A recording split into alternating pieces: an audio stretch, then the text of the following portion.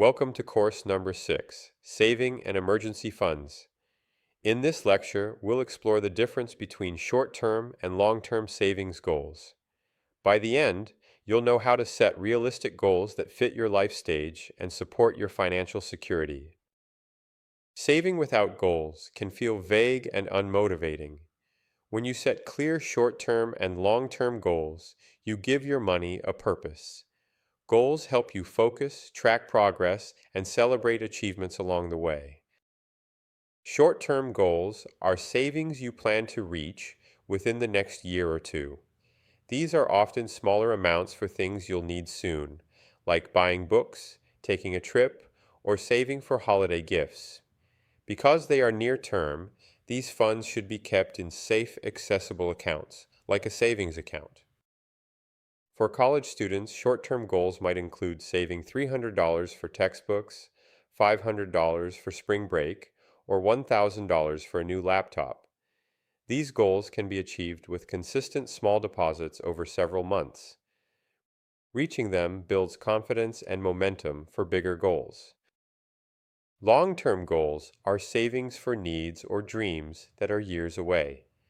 They include things like paying off student loans, buying a car, saving for a down payment on a house, or even retirement. Because these goals stretch into the future, they often require larger amounts and more planning.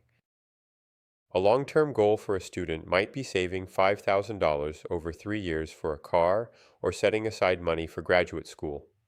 Eventually, retirement savings become a critical long-term goal, even if it feels far away now. The earlier you start, the easier it is to reach these milestones. The challenge is finding balance. If you only focus on short-term goals, you may neglect the future. If you only focus on long-term goals, you might miss opportunities or struggle with immediate needs. A good strategy is to divide your savings. Put some aside for upcoming expenses and some for the future. Let's take an example. Maya sets a short-term goal to save $600 for a summer internship relocation.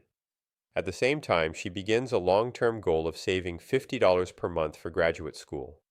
By managing both, Maya feels prepared for the near future and confident about her long-term plans.